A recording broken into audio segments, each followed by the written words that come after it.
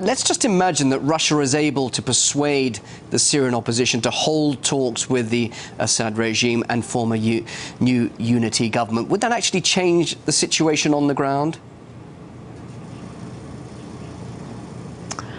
Well, it might change it if the Syrian opposition was no longer funded by the U.S., by Saudi Arabia and the Arab League countries, by NATO, in order to really form a criminal conspiracy against the government.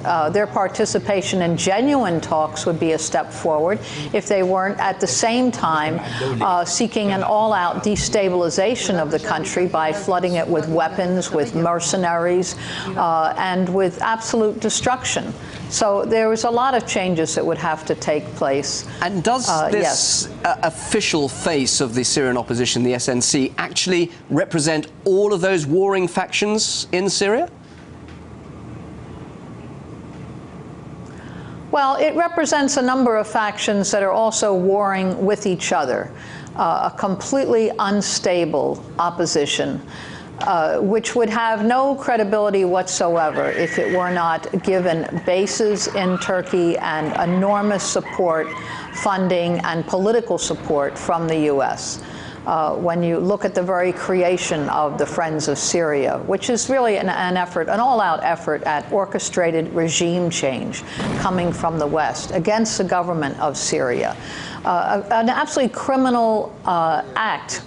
No matter where you look at it in international law, the support for a group of pirates and mercenaries to tear apart, to tear down a government, and then that's treated as something that's legitimate and a demand that other countries around the world go along with it, with this criminal effort at regime change. So, Sarah, I think it's then extremely, extremely dangerous. Sure. So, Sarah, what is the alternative to regime change to achieve stability in Syria?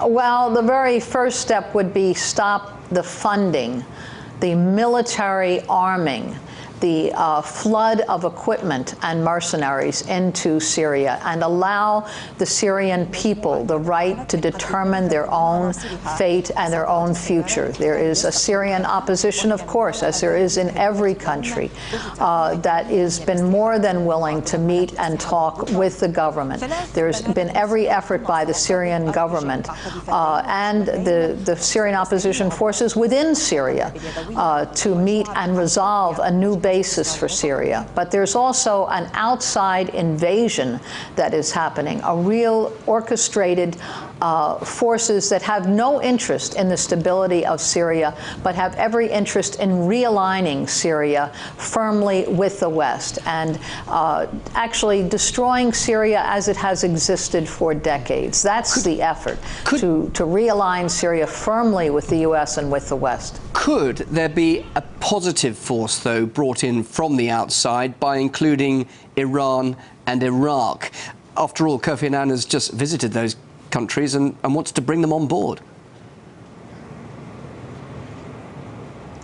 Well, certainly they would have every right. That would be an important step for them to be included. They're very much the countries of the region and those that have something at stake. And when you look at Iraq right next door, who knows better than any country in the world what U.S. occupation, destruction, overturn of the existing government meant for the Iraqi people? A third of the population left dead, dismembered, or dislocated as refugees. Huge destruction of everything from the electric grid to water to the schools and hospitals. So yes, Iraq has every right, Iran has every right to be included.